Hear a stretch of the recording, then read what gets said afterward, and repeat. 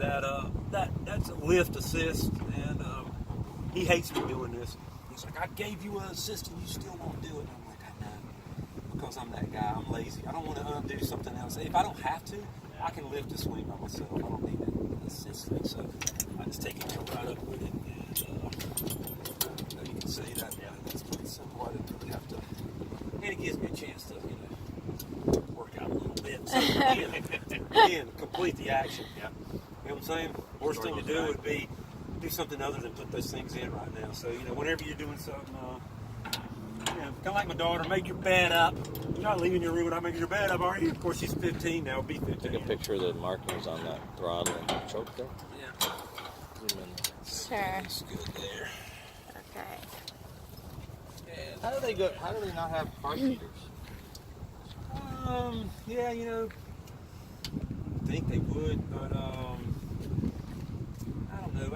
I think there's some something on carb icing, but I've never run into it. Really haven't? No, I've never had that deal with it. I know in Cessnas, man, it's a big deal. I almost killed myself when I first started training Cessnas because I forgot to come off with the carb heat on the go around. Yeah, that wasn't fun. Yeah, my instructor, I thought he was going to kill me. He's like, you, what did you do? And I was like, I'll just quit. That's what I told him. I'll just quit. He's like, you ain't quit. You can't get the point. You just made a dumb mistake. Don't do it again. So, but yeah, no carb, no carb heat on here. It does fine. Like I said, everything's been redone on this. We moved the choke and the cruise control throttle up here. Mine'll be the same way. Yeah. So just basically. Yeah. So like I said, I was telling Colin, what we'll do is I'll do a little ground school with you, before we start off, and we'll do an hour flight. It's like $300. Yep. And as long as you take a check from you, we're good. Yeah, we're good. And what we'll do is we'll basically go up this. What did Peter do? We just take you up for a quick little flight? No. Decided not to. A routine flight around the pattern. We'll go up and do a couple demonstrations for you of why we want to be at 300 feet, why we want to stay above 300 feet when we're turning anything other than straight into the wind, so we can make if we're going downwind at 300 feet, we want to be able to make that turn into the wind and land safely. Another demonstration I'll do is why on takeoff we pull the bar in just a little bit to get the nose over, and I'll do a demonstration with that, do like a simulated takeoff at 400 feet where I'll let the bar go all the way out the trim, all the way out here, and then I'll come off the power, and you'll see this big radical pitch change when I come off the power. And also I have to be able to pull the bar in to get the nose over. So then I'll have the bar pulled in like I normally do on a takeoff, and I'll come off the power and you'll see this small pitch change. You're like, gotcha. So just a couple little things on that. Then we'll go up and we'll do some a basic pattern. We're going to fly, rectangular pattern, and I'll go through the procedure for takeoff, climb, turn, landing kind of thing. Then we'll go up and do some turns on the point. I'll kind of give you a glimpse of, basically just give you a glimpse of what it takes to get your license, man. We'll do the PTS turns, do some turns on the point around the marker out here, do maybe some S turns along the beach.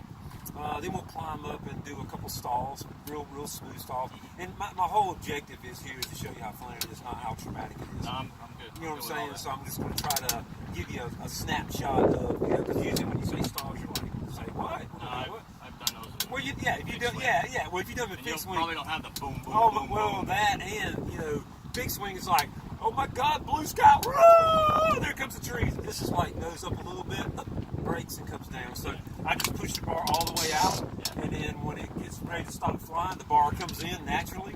Wow. It's just a no-brainer. I mean, it's self-adjusting, on that. So the stalls are real, easy. We'll do some 45-degree bank turns. I'll show you the stability in a steeper bank.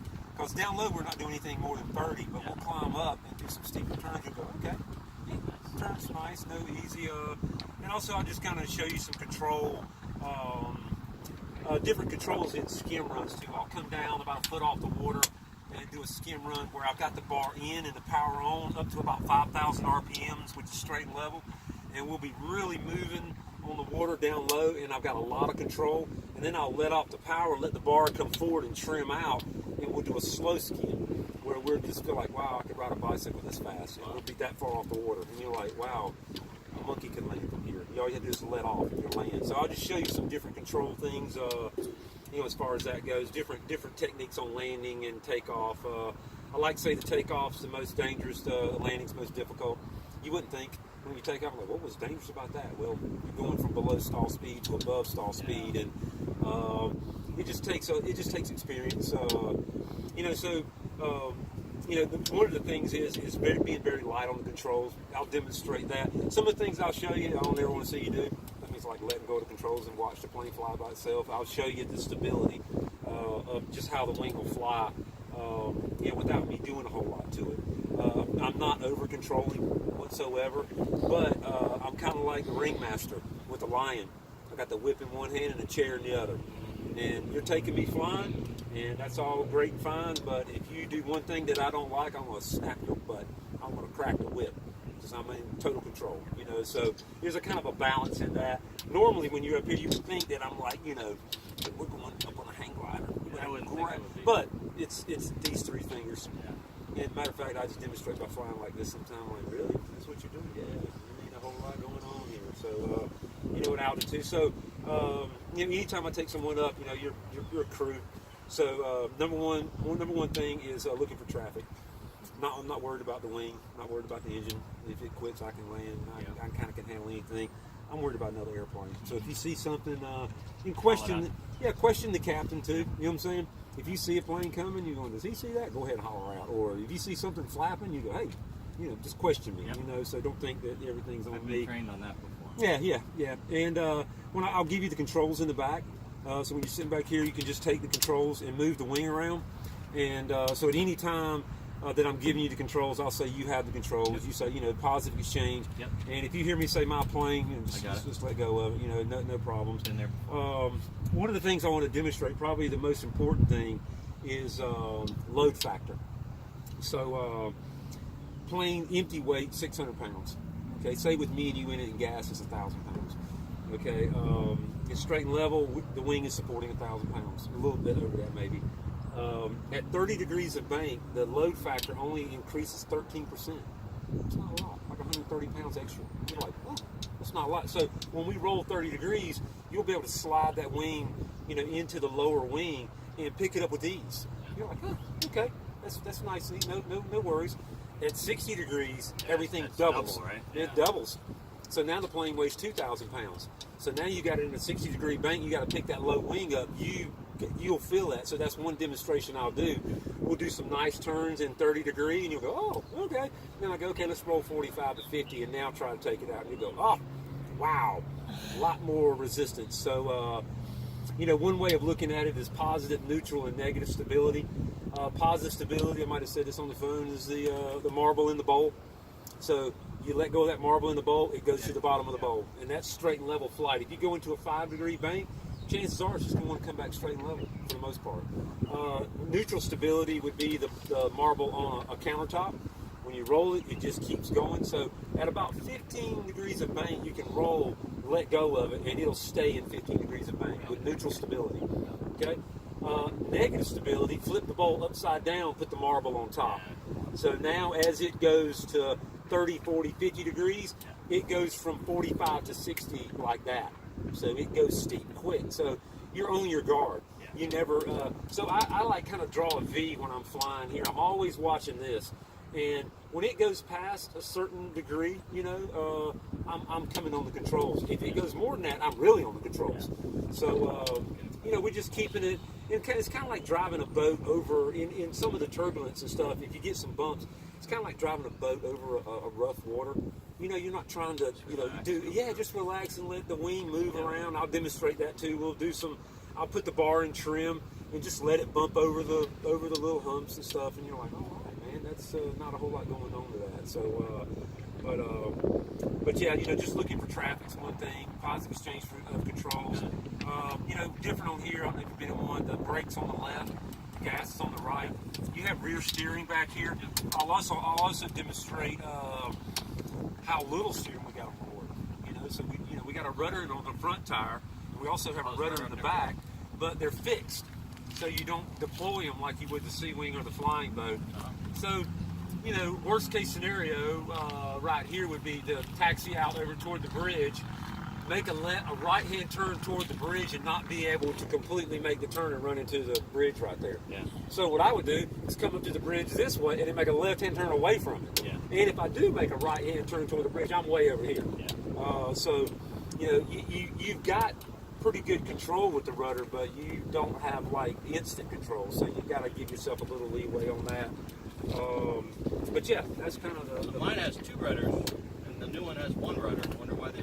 Yeah, they switched them to that. Yeah, in the beginning they had the 2 rudders off the back, right off the back of the floats, and I think the thinking was that, Need that much? you know, yeah, you didn't need that much, and you know, give rudder control to maintain your track. You probably need to come off the power and reline up into the wind. That's the rule of thumb. If you're having to give rudder, you're like, and of course I'm the worst offender by a long shot because I've been doing it too long. So I'll accept a little bit more than other people. But you know, if I'm using excessive rudder and I'm not getting exactly what I want when I want, I'm off the power, reline up. And really that all comes down to, so 3 times that we're all the way off the power, because all 3 wheels come forward on lifting them up, if we're carrying any bit of speed on the taxi, this is going to be hard to go that way. So, and when we put the gear down, if you're carrying some speed, it'll jerk the thing out of your hand because you're doing that. And then the other time is just reading the wind. I call this the least expensive, most important instrument. Yeah, this is the least money you'll spend right here. Yeah. But, you know, I like to say this is into the wind, that is not. A half inch either way, you're either into the wind or you're not. So we want to be dead into the wind. If you're off the wind, if you accept being off the wind a little bit, it's kind of like navigation, that if you accept that 2 or 3 degrees when you take off, as you go fly further, you get further off course. Same thing with this. If you're off a little bit off the wind, if you maintain a straight line, if the wind's coming from the right, you're actually going off wind more and more and more to the point. The danger is, if you on crosswind takeoff, is that the wing, because it's a delta wing design, is wanting to go into the wind. Yeah. It's searching for the wind. These floats, they don't care which way the wind, they're going straight. So you get a binding up here, up top at the hang block, that the floats are wanting to go one way and the wing is wanting to fly into the wind. And so when you come off the water, you might get this quick turn. Yeah. And if you do that, you could drop a wing that could bring you back down. So, you know, I like this. When I first started out, it was all about that Hobbs meter. You know what I'm saying? Oh, I don't want to taxi a tenth more than I need to because it's time, money out of my, now I'll taxi as far as I need to get in a safe position to take off. I don't even look at the Hobbs anymore. I'm like, let's get this thing into the wind. Let's get in a safe position or something over there. And we'll go, okay, there it is. Then I'm not going to allow more than, say, 10 degrees left or right of that. And with these floats, you don't have to. Yeah. Does mine have grooves like that on the bottom? Yeah, they got the same, the bottom on them and the step. So you got a step right here. Yeah, that'll make the water kind of boil a little bit. Your biggest challenge is glassy water. Yeah. You know that from Jack Brown, man. Yeah, Jack Brown. So, you know, technique, I go downwind on a plow taxi, which is about 3,500. So I'm pushing a lot of water right here, making the biggest wake I can on the downwind, kind of doing S-turns for about maybe 1,000 feet, you know, a good long wake, and I'll turn back around and come right back across my wakes. Yeah. And then that chops up that water. And even with this, even with an 80 horsepower, on a hot day, 2 heavy guys in here, full of fuel, you're at max as far as everything stacked against you. Breaking that thing. So, you know, I get right up to takeoff, and if it's not going to just fly off by itself, I'll have the bar all the way out. Just going, come on, baby. If it doesn't want to do it, I'll come in and pop it a little bit. And what I'm trying to do is get a little, get that little bit of air. So this is where, you know, right about here is where all the suction is. Yeah. So if I can get a little bit of air coming this way, it'll start to ride up on it a little bit, and then I know I got it. I've never not been able to take off in this plane with the 80 horsepower, even with the, How about with the old one? no, it'll do the same. It'll come right off. It'll come right off. You know, you just gotta have technique. You do normal takeoff until you're right there at takeoff speed, and it just won't leave the water. Give it 1 pop, see what happens. All right, 2 pops, and if that don't do it, then you're all. You just wait till the wind picks up. You know, but you should never. I've never had a 582 not come off the water. But the bad thing is you're at the critical moment in point at full power that, that prop back there is, doing 6,000 RPMs and everything's all wound up, and you really want to break that surface and get up there. So when I first started flying, I was like, oh, right, it's glassy. Now I'm like, oh, this is good right here. Got a little bit of wind. So, and actually the wind's back down quite a bit from this morning when I took off. I think it was gusting up to 15 to 20. And it was like 2-3 foot seas out there. And, wow. Yeah, I bounced off of the takeoff. And so what I do is I let the biggest wave go by. Hit it as soon as that biggest wave goes by. And then about the time I get airborne is probably about the time I hit the next wave. Yeah. But that's all I'm not over controlling the plane. I'm really letting it ride like a boat. Let it get up on speed. I'm flying the wing before I even get off the water. So I'm keeping it, keeping the wing level, keeping it out, and when it develops lift, it's like a magic carpet, it just comes right off. So I'm not like pushing it off. Like I said, that's one of the dangers, is to keep the bar all the way out through the takeoff, and you get this super high angle of attack. Well, the best way I can describe that, if you go straight up, you got equal and opposite. Everything you do in this airplane is equal and opposite. So if you climb straight up really high and you lose power, you're coming down at that same angle. Okay. So, but let's add in some wind. Let's add in pulling in the bar. Coming straight down. Yeah. So the technique is coming off the water, pull that bar in a little bit, and you can almost oppose a climb where you can pull that bar in far enough that it'll barely climb. Yeah. But just pull in a little bit, and I'll demonstrate it to you. I'll pull in a little bit just to lower the nose. And it'll make perfect sense when we're up there, and I do it one time. You're like, oh, I got you now. I see exactly what you're saying. So, and then once I get to 100 feet or above, I'll take that couple of inches of pressure I've got, and I'll just let it go trim. So the main thing is, when I'm on these planes, a lot of fixed wing guys, where they struggle is this thing flies in a nose high attitude. And with the regular pilot, he's up like this, he's thinking, I'm stalling. Oh my God, I'm in a nose high, I need to get the nose over. The second they figure they can pull that nose down in the deck angle by pulling in, they pull in, and they don't quit. And I'm like, and then what that does, it increases the airflow over the wing. Your airspeed picks up as well when you pull the bar in. But what it does, it makes the wing unmanageable. Now you got this rodeo you're riding. It's like, God, this thing's kind of hard to control. If you just let the wing float in front of you when we're flying and make all your movements left and right, the wing flies easy. If you pull in and do that, it becomes a little bit of a harder wing to fly. So, me sitting in the back, I know exactly, all I got to do is look at the airspeed. If it's above 45, I'm pulling in. Or if my hands reach up, I know exactly where my hands go. I can feel it. I'm like, you're pulling in. No, I'm not. Let go of it. Bar comes out. I'm like, yeah, you are. You don't know it. You're trying to get that nose up. I know what you're trying to do, So anyway, when we're flying, we just keep it out in trim. Makes it nice and smooth. Kind of a no-brainer stuff. And then also toward the end of the flight, I'll do a couple of power off landings for you, and that'll just build your confidence up. You'll be like, oh, right on, no problems. We're no threat here.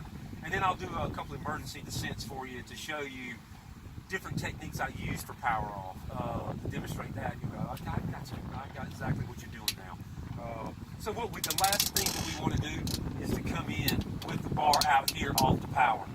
Now we got this much room to try to stop the descent. So we want to pull that bar in when we're approaching the water to build speed up as we approach the water to translate it to the landing. So it's all technique, and it's pretty straight ahead. So, but yeah, I've got a life jacket here